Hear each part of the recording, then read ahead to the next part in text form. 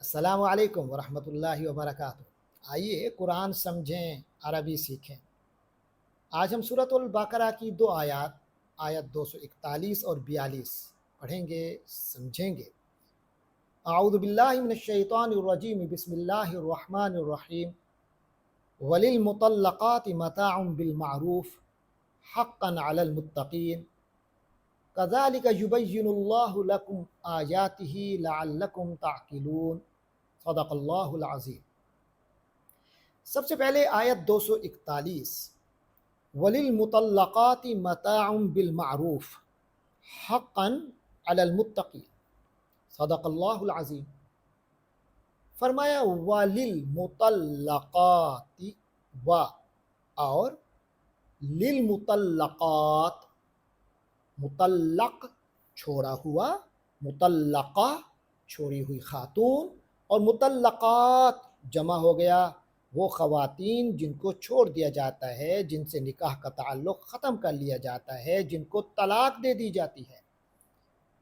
للمطلقات، وہ عورتیں جن کو طلاق دے دی گئی، ان کے لیے متاع، سامان زیست ہے، کچھ تحفہ ہے، کچھ برتنے کا سامان ہے۔ متعہ یعنی ایسی چیز جس سے فائدہ اٹھایا جا سکے۔ تو وللمطلقات متاع، اور جو عورتیں طلاق یافتہ ہیں، جو مطلقہ عورتیں ہیں، ان کو بھی فائدہ پہنچانا چاہیے، کچھ دے دینا چاہیے، بالمعروف، دستور کے مطابق، قاعدے کے مطابق، عرف کے مطابق۔ حقاً، یہ حق بنتا ہے علی المتقین، متقی لوگوں پر۔ تو فرمایا وَلِلْمُطَلَّقَاتِ مَتَاعٌ بِالْمَعْرُوف، اور مطلقہ عورتوں کو قاعدے کے مطابق فائدہ پہنچانا حقاً علی المتقین، متقیوں پر حق ہے۔ اس آیت سے پہلے اگر ہم گزشتہ آیات کو دیکھیں تو وہاں بیوہ عورتوں اور مطلقہ کے بارے میں مختلف احکام آئے تھے، مختلف کیٹیگریز تھی۔ یہاں ہم سمجھ لیں کہ وہ عورتیں جن کو طلاق دے دی جاتی ہے، ان کی مختلف صورتیں ہو سکتی ہیں۔ ایک تو یہ ہے کہ خلوت نہیں ہوئی، نکاح ہوا، خلوت نہیں ہوئی، یعنی میاں بیوی کا تعلق قائم نہیں ہوا، اور حق مہر بھی مقرر نہیں تھا۔ ایک یہ تھا کہ حق مہر تو مقرر تھا مگر خلوت نہیں ہوئی۔ تو ان کے بارے میں تو احکام آ چکے کہ ایسی خاتون جس کو طلاق ہوئی نکاح کے بعد، مگر نہ تو حق مہر اس کا طے ہوا تھا، نہ ہی خلوت ہو سکی، تو اس کے بارے میں تو یہ ہے کہ اس کو تحفہ دے کر روانہ کر دیا جائے، کچھ نہ کچھ دے کر۔ اس سے مراد یہ بھی ہو سکتا ہے، وہ کیٹیگری بھی ہو سکتی ہے۔ ایک کیٹیگری یہ تھی کہ حق مہر مقرر ہو گیا تھا مگر خلوت نہیں ہوئی، میاں بیوی کا تعلق قائم نہیں ہو سکا اور طلاق ہو گئی، تو اس میں حکم یہ تھا کہ اسے نصف حق مہر عطا کر دیا جائے۔ اس کے بعد وہ خاتون جس سے مباشرت ہوئی ہو نکاح کے بعد، خلوت ہوئی ہو، ان کی بھی پھر دو قسمیں ہمارے سامنے آتی ہیں۔ ایک وہ قسم ہے کہ جن کا حق مہر طے ہوا تھا، اور ایک وہ جن کا حق مہر طے نہیں ہوا تھا، اور نکاح ہو گیا تھا مگر حق مہر طے نہیں ہوا تھا، مباشرت بھی ہو گئی، میاں بیوی والا تعلق بھی قائم ہو گیا، لیکن جو ہے حق مہر طے نہیں ہوا۔ تو یہ جو دو صورتیں ہیں کہ مباشرت ہو گئی، حق مہر طے ہوا یا نہیں ہوا، ان کو سمجھنے کی ضرورت۔ اگر حق مہر طے ہو گیا تھا تو پھر تو ان کا حق مہر انہیں دینا ہوگا، اور اگر حق مہر طے نہیں ہوا تھا تو پھر جو کفو کا ہے، یعنی اس لیول کا جو نکاح ہوتا ہے اس فیملی میں، تو اس فیملی میں حق مہر کا کیا دستور چل رہا ہے تو اس کے مطابق دینا ہوگا، یعنی مثل جسے ہم کہتے ہیں، حق مہر مثل دینا ہوگا۔ تو یہ چار چیزیں ہیں۔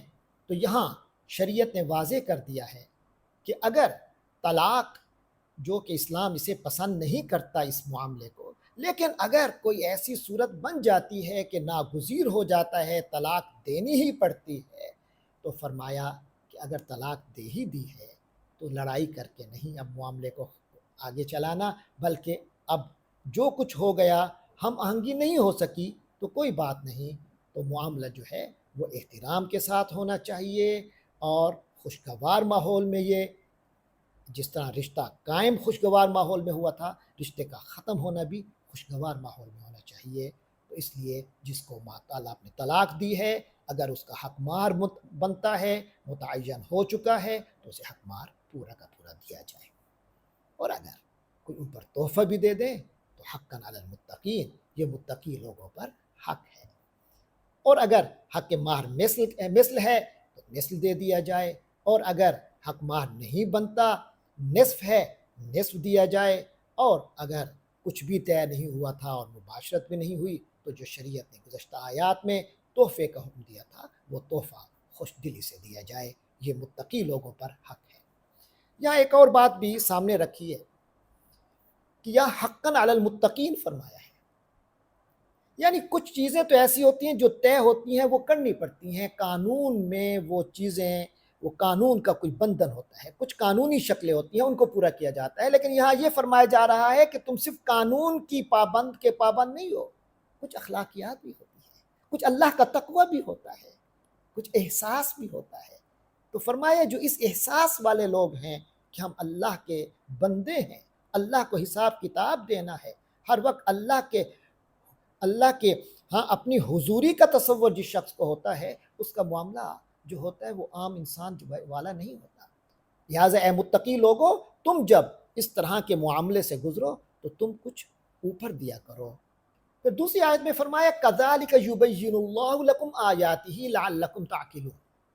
کذالک، اسی طرح، یبین، بیان کرتا ہے، واضح کرتا ہے، اللہ تعالی، یعنی گزشتہ احکام جیسے آئے قرآن میں، جس طرح دیگر احکام ہیں، ان کو اللہ تبارک و تعالی واضح فرماتا ہے، لکم، تم لوگوں کے لیے، تمہارے فائدے کے لیے، آیات ہی، اللہ اپنی آیتوں کو واضح فرما دیتا ہے، لعلکم تعقلون، یہ جو اللہ اپنے احکام واضح کرتا ہے، اپنی آیات کو کھول کھول کر بیان کرتا ہے، لعلکم، تاکہ تم لوگ تعقلون، عقل کرو، تم لوگ کچھ سمجھداری سے کام لو، ان میں تدبر کرو، ان کی روح تک پہنچو، اور اس روح کو اپنی زندگی میں، اس روح پر عمل کرو، اپنی زندگی میں اس روح کو لے آؤ اور اس پر عمل کرو، اور اپنے آپ کو اس کے مطابق ڈھال لو۔